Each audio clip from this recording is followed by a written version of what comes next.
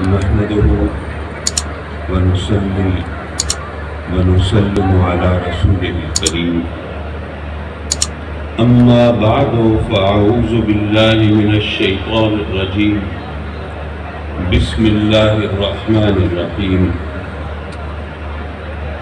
ولا تقولوا لمن يقتل في سبيل الله أموات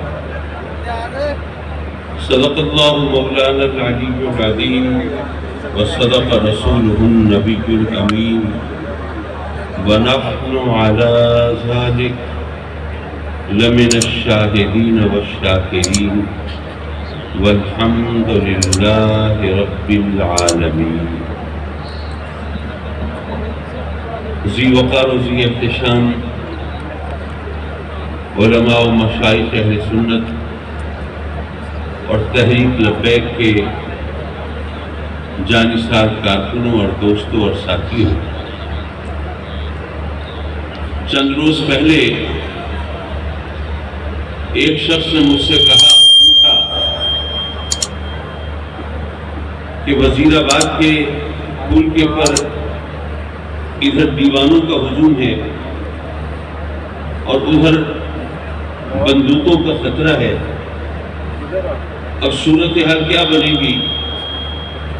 کیا 10-20 جنازے اٹھ جائیں تو کیا لوگوں کے کلیجوں میں ٹھنڈک پڑ جائے گی؟ کیا رخ مڑ جائے گا؟ کیا حالات بدل جائیں گے؟ کیا یہ ہجوم پسپا ہو جائے گا؟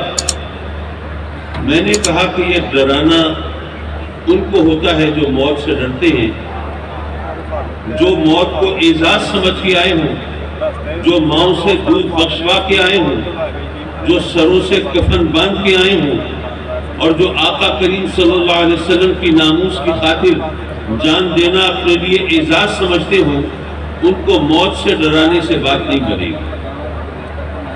اور اگر آپ نے ایسا کیا تو نتیجہ الٹا نکلے گا.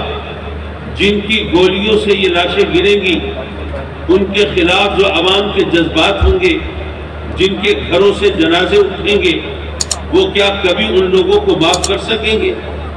اس لیے خدا کے لیے ایسا کام نہ کیجئے کہ ہمارے ملک کی جو لا انفورسنگ ایجنسیز ہیں، جو ہمارے ملک کے دفاع کی ذمہ دار طاقتیں ہیں، ان کے مقابلے میں عوام کو لا کے کھڑا مت کیجئے. حضرات مکرم، میں تحریک لبیک پاکستان کو اس سے پہلے، یہ تو چلیے آپ کا اپنا سٹیج ہے، اس سے پہلے بارہا خراج تحسین پیش کر چکا کہ آج کے دور میں جب لوگ آقا کریم صلی اللہ علیہ وسلم کے نام پر ہاتھ چومتے ہوئے شرمانے لگے تھے، اپنے پہچان بتاتے ہوئے گھبرانے لگے تھے، یہ بتاتے ہوئے کہ ہم اہل سنت ہیں، درود و سلام پڑھنے والے، آقا کریم کی غلامی پہ ناز کرنے والے، تو جب لوگ اپنے عقیدے کے اظہار پر گھبرانے اور شرمانے لگے تھے، تو ایسے میں یہ ماحول بنا ہے کہ لبیک یا رسول اللہ کی صدائیں گونجتی ہیں، اور ان صداؤں کے اندر آواز میں آواز ملانا یہ ہر ایک اپنے لیے باعث فخر سمجھتا ہے. یقیناً یہ ایک بہت بڑی تبدیلی ہے، اور اس تبدیلی کو جن کا ہاتھ وقت کی نبض پر ہوتا ہے وہ بخوبی سمجھ رہے ہیں.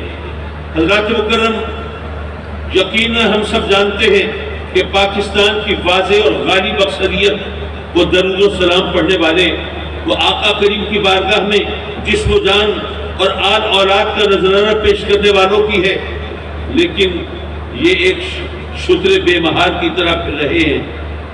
آپ اگر سیاسی حوالے سے دیکھیں تو کیا جتنی بھی سیاسی جماعتیں ہیں ان میں اکثریت کیا یا رسول اللہ کہنے والوں کی نہیں ہے؟ لیکن ان کو وہ جذبہ نہیں دیا گیا، وہ احساس نہیں دلایا گیا. یقیناً یہاں پر ذکر ہوا حضرت قائد اہل سنت مولانا شاہ احمد درانی کا، مولانا عبدالستار خان نیازی کا. ان قائدین نے اپنے وقت میں اپنا کام کیا. ختم نبوت کی قرارداد پاس کرانے میں بھی ان کا جو کردار ہے وہ بھی دنیا سب جانتی ہے، اور اس پر پردہ نہیں ڈالا جا سکتا. لیکن جو عوام کے دلوں کے اندر جو جذبہ بیدار ہوا، میں سوچ رہا تھا یہ علماء کرام حضرت فرید الدین عطار رضی اللہ تعالیٰ عنہ کا نام ظاہر آپ کے لیے اجنبی نہیں ہوگا. یہ بات شاید آپ نے نہ سنی ہو. عوام تو جانتے ہیں, میرا عوام کی طرف علماء تو جانتے ہیں, عوام کی طرف روئے سخن ہے.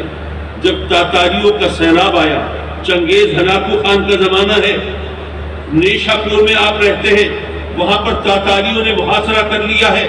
مسلمان آتے ہیں, آپ کی خدمت میں حاضر ہوتے ہیں, عرض کرتے ہیں حضور رب کی بارگاہ میں دعا کیجئے, اللہ ان کے شر سے ہمیں بچا لے, ان کو پیوند خاک کر دے, ان کو ملیا میٹ کر دے.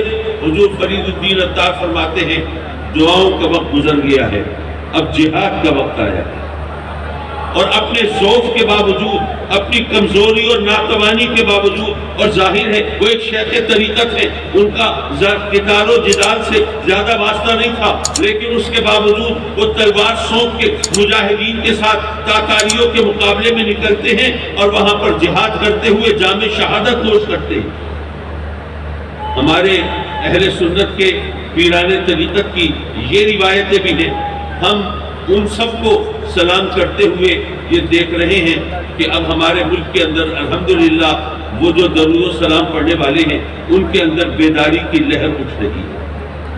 اگر اس بیداری کی لہر کو ایک صحیح سمت مل جاتی ہے, اور پھر جن کے ہاتھوں میں الحمدللہ اب ان کی لگام ہے, اگر یہ ان کو صحیح طور پر کنٹرول کر کے ایک سمت کے چلاتے ہیں. مجھے اپنے والد گرامی رحمت اللہ علیہ کی بات یاد آتی ہے کہ اے سنیوں, تمہاری تعداد تو اتنی ہے کہ اگر تم ایک رخ پہ ہو کر پیشاب کرو تو تمہارے مخالف اس پہ بہہ جائیں, لیکن اس کے لیے اتحاد کی ضرورت ہے, ہاتھوں میں ہاتھ ڈالنے کی ضرورت ہے, اس کا شانہ بشانہ ساتھ چلنے کی ضرورت ہے. اور انشاءاللہ العزیز اہل سنت میں اتحاد کا علم میں نے پہلے بھی اٹھایا ہوا تھا, آج بھی اٹھایا ہوا ہے, اور تحریک لبیک کے حوالے سے بھی انشاءاللہ العزیز اس سلسلے میں پیش رفت ہوگی. آپ کی کوششیں ہوں گی, آپ کی جد و جہد ہوگی, ہمارا بھی کچھ اس میں حصہ ہوگا. رب کائنات منزل مراد کو قریب تر فرمائے گا. میرے مولا اپنے کرم سے امیر المجاہدین کے درجات کو بلند فرما, اور ان کے جو پیش رو ہیں مولا اپنے کرم سے ان کے جو جن کے ہاتھ میں اب قیادت ہے ان کو اسی جذبے کے ساتھ, اسی خلوص کے ساتھ, اسی عزم کے ساتھ اس قافلے کو لے کر چلنے کی توفیق عطا فرما. وآخر دعوانا ان الحمدللہ رب العالمین.